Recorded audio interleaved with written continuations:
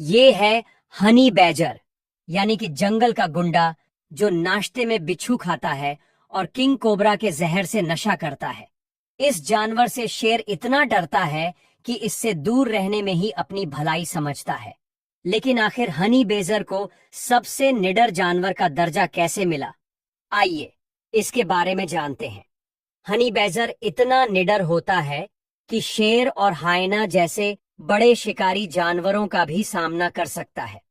ऐसा कहा जाता है कि हनी बैजर सीधे शेर, तेंदुए और हायना जैसे प्राणियों के प्राइवेट पार्ट पर सीधा हमला करता है, लेकिन यह बात का कोई वैज्ञानिक प्रमाण नहीं है।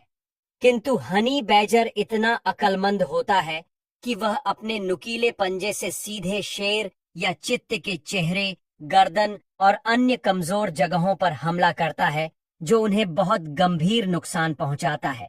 इसलिए शेर, तेंदुआ और भेड़िए जैसे प्राणी हनी बैजर से पंगा लेने से दूर रहते हैं।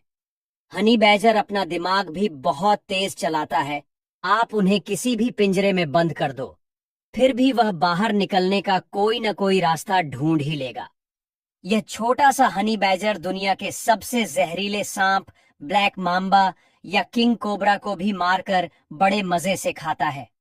लेकिन जब यह सांप हनी बैजर को काटते हैं, तब जहर की वजह से हनी बैजर कुछ पल के लिए बेहोश हो सकता है, लेकिन कभी मरेगा नहीं, क्योंकि हनी बैजर के शरीर में ऐसी कोशिकाएं होती हैं जो सांप के जहर के न्यूरोटॉक्सिन को ब्लॉक करने की क्षमता रखती है। इसका मतलब है कि जहर हनी बैजर को उतना प्रभावित नहीं कर पाता जितना कि इंसानों को कर सकता है। दूसरी ओर भेड़िए और हायना हनी बैजर से पंगा इसलिए नहीं लेते क्योंकि हनी बैजर के पास अपनी दो सबसे बड़ी ताकत होती है। एक है उसकी लचीली खाल। उसके शरीर की खाल इतनी मोटी और लचीली होती है कि अगर भेड़िया उसकी गर्दन पकड़ भी लेता है, फिर भी हनी बैजर अपने शरीर को 360 डिग्री घुमाकर भेड़िए के ऊपर पलटवार कर सकता है। ऐसा कारनामा शायद कोई प्राणी नहीं कर सकता। हनी बैजर की दूसरी सबसे बड़ी ताकत है उसकी थके बिना लड़ाई करने की क्षमता। हनी बैजर बिना थके, बिना रुके लड़ने की काबिलियत रखता है। जब तक उसके सामने वाला प्राणी हार न मान ले, वह कभी पीछे नहीं हटता।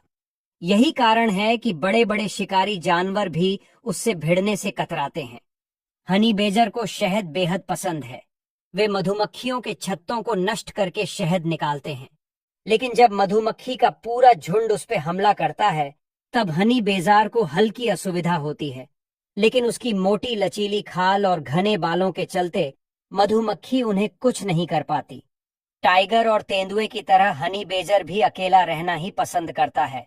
वह अपनी मादा या नर के पास तभी जाते हैं जब प्रजनन का समय आता है। प्रजनन के बाद नर और मादा अपने अपने रास्ते चले जाते हैं और मादा अकेली ही 1 या 2 बच्चों को जन्म देती है और उसे बड़ा करती है।